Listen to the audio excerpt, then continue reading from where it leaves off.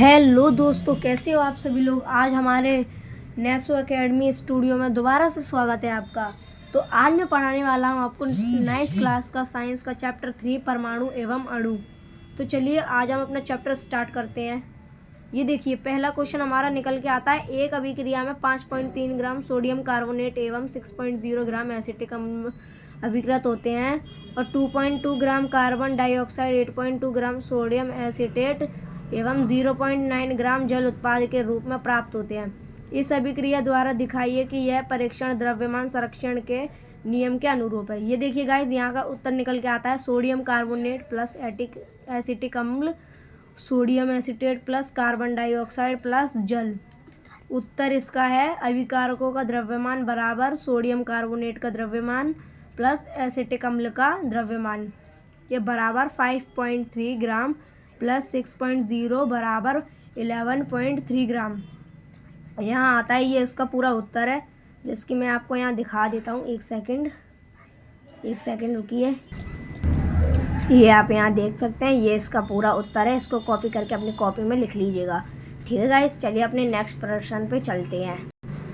हमारा दूसरा क्वेश्चन निकल के आता है। हाइड्रोजन एवं ऑक्सीजन द्रव्यमान के अनुसार 1:8 के अनुपात में संयोग करके जल निर्मित करते हैं। 3 ग्राम हाइड्रोजन गैस के साथ पूर्ण रूप से संयोग करने के लिए कितने ऑक्सीजन गैस के द्रव्यमान की आवश्यकता होगी। देखिए यहाँ उत्तर लिख के आ चुका है। दिया गया कि हाइड्रोजन और ऑक्सीजन का अनुपात बराबर 1:8 है। ये देखिए यहाँ भी है, जहाँ 1 ग्राम हाइड्रोजन 8 ग्राम ऑक्सीजन से संयोग करती है, इसी प्रकार 3 ग्राम हाइड्रोजन होने पर वह 8 गुना 3 बराबर 24 ग्राम ऑक्सीजन से संयोग करेगी। ये गाइस इसका उत्तर है।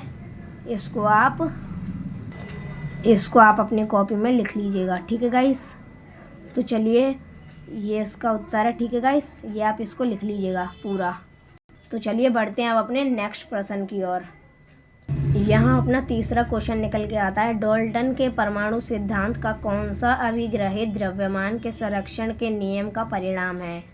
यहाँ उत्तर निकल के आता है। डाल्टन के परमाणु सिद्धांत का दूसरा अभिग्रहित द्रव्यमान के संरक्षण नियम का परिणाम है, जिसके अनुसार परमाणु अविभाज्य और अत्यंत छोटे कण होते हैं, जो किसी भी रासायनिक अभिक्रिया में ना तो सृजित होते हैं ना ही उनका विनाश होता है। तो गाइज ये उसका उत्तर है। ये आप इस कॉपी में लिख लीजिएगा अपनी। ये इसका पूरा उत्तर है, इसको आप अपनी कॉपी में राइट डाउन कर लीजिएगा। तो चलिए अब हम बढ़ते हैं अपने नेक्स्ट प्रश्न की ओर। यहाँ अपना प्रश्न नंबर 4 निकल के आता है। डाल्टन के परमाणु सिद्धांत का कौन सा अभिग्रहित निश्चित अनुपात के नियम की व्याख्या करता है। तो यहाँ पे उत्तर निकल के आ चुका है। डाल्टन के परमाणु सिद्धांत का 6वां अभिग्रहित निश्चित अनुपात के नियम की व्याख्या करता है, जिसके अनुसार किसी भी यौगिक में परमाणुओं की सापेक्ष संख्या एवं प्रकार निश्चित होते हैं। ये गाइस इसका उत्तर है, इसको आप अपनी कॉपी में लिख लीजिए। ये इसका पूरा उत्तर है, इसको आप अपनी कॉपी में लिख लीजिएगा। ये सॉरी इतना है, ये पूरा इतना। ठीक है गाइस, चलिए इसी के साथ बढ़ते हैं अपने नेक्स्ट प्रश्न की ओर। तो यहाँ अपना 5वां प्रश्न निकल के आ चुका है। यहाँ दिया गया परमाणु द्रव्यमान इकाई को परिभाषित कीजिए। तो इसका उत्तर निकल के आ चुका है। कार्बन 12 समस्थानिक के किसी एक परमाणु के द्रव्यमान का 1/12वें भाग का द्रव्यमान परमाणु द्रव्यमान इकाई कहलाता है। तो गाइस ये इसका उत्तर है, ये आप अपनी कॉपी में नोट डाउन कर लीजिएगा। ये रहा गाइस, ये आपका पूरा उत्तर है, इसको आप अपनी कॉपी में लिख लीजिएगा। तो चलिए हमारा 6वें प्रश्न पे चलते हैं। हमारा ये 6वां प्रश्न निकल के आ चुका है। एक परमाणु को आंखों द्वारा देखना क्यों संभव नहीं होता। तो गाइज इसका उत्तर निकल के आ चुका है। एक परमाणु को आंखों द्वारा देखना संभव इसलिए नहीं है क्योंकि इनका आकार बहुत छोटा होता है। इसे सामान्य तो नैनोमीटर में मापा जाता है। ठीक है गाइज, ये आपका एक आंसर है, ये आप अपनी कॉपी में इस उत्तर को पूरा कर लीजिएगा। ये वाला पूरा उत्तर है इसका। ठीक है गाइस, चलिए गाइस अब हम चलते हैं नेक्स्ट क्वेश्चन की ओर। यह हमारा 7वां क्वेश्चन निकल के आ चुका है। निम्न के सूत्र लिखिए। पहला है सोडियम ऑक्साइड, ये रहा ये उसका उत्तर है। तत्व नाम सोडियम एंड आवेश +1, ये आप अपनी कॉपी में लिख लीजिएगा गाइस।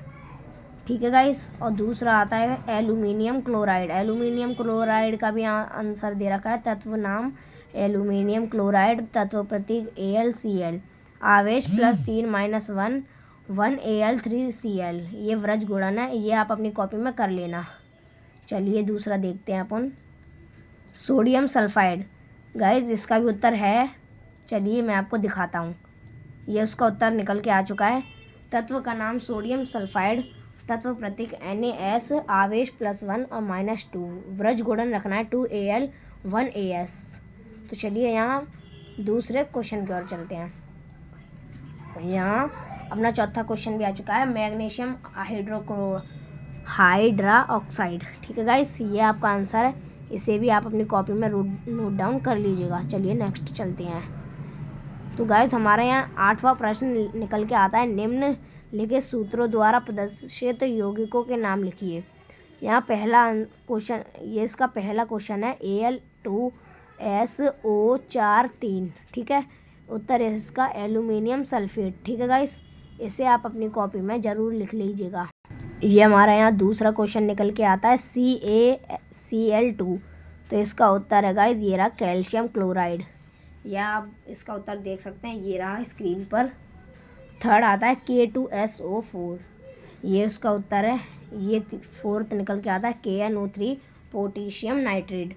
और फिफ्थ तो निकल के आता है CaCO3, इसका है कैल्शियम कार्बोनेट।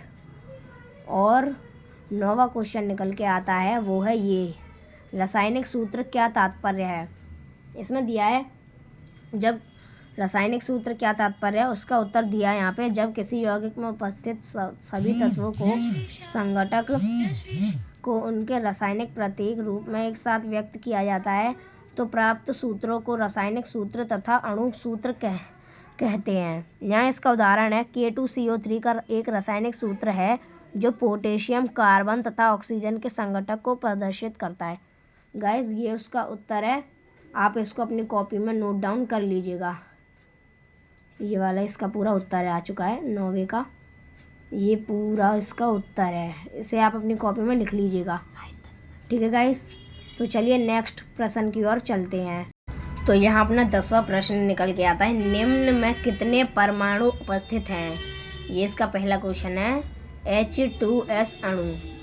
देखते हैं अब इसका उत्तर क्या है। यहाँ उत्तर निकल के आता है इसका, H2S अणु में हाइड्रोजन के परमाणु तथा सल्फर का एक परमाणु है।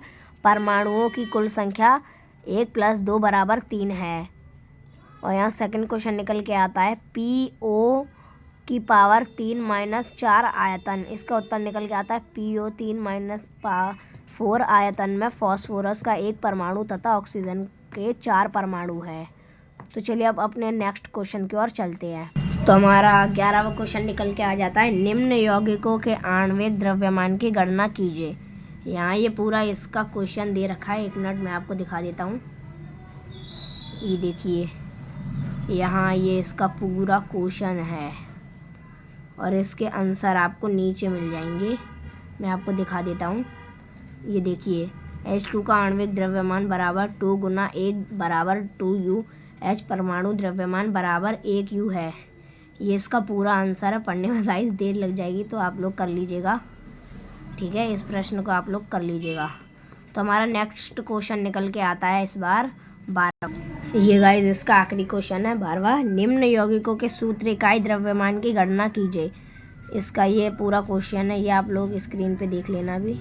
ये देखिए आप लोग देख रहे होंगे, ये इसका पूरा क्वेश्चन है।